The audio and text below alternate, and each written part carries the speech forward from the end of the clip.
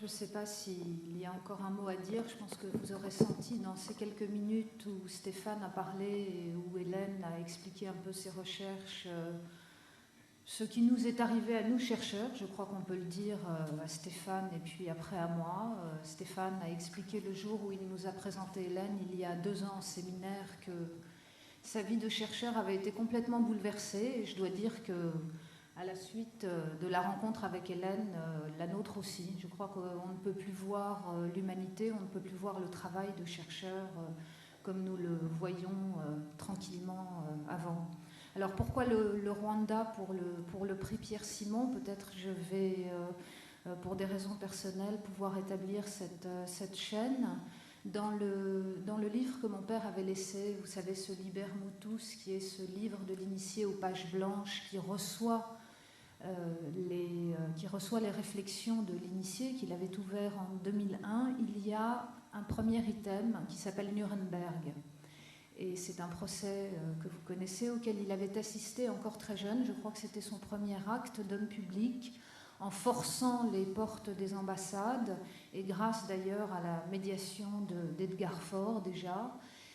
Et il avait juste noté cette phrase de Kafka que vous connaissez sans doute: les chaînes de l'humanité torturée sont en papier de ministère.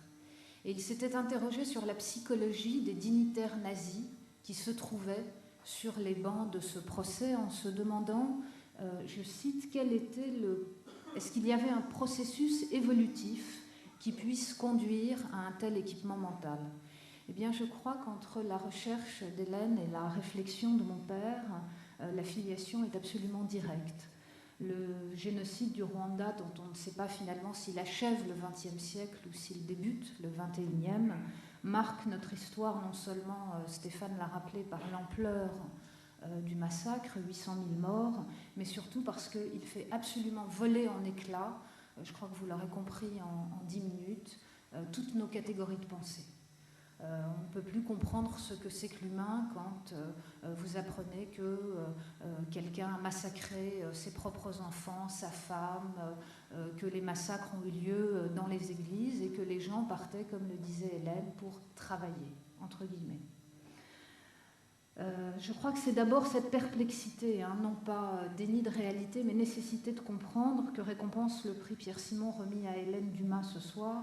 Nécessité qui oblige à aller chercher plus loin, sur place, la réponse aux questions, à se confronter à une réalité qui, là aussi, vous l'aurez compris, implique souvent plus encore qu'un courage intellectuel, un réel courage physique.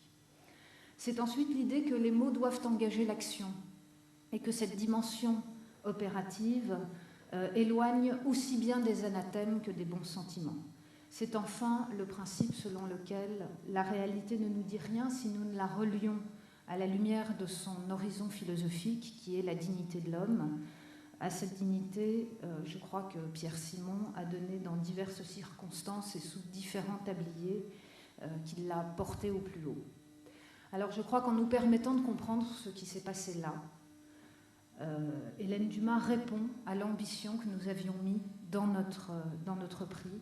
Elle nous offre la possibilité d'exercer notre responsabilité qui ne va pas donc sans notre jugement.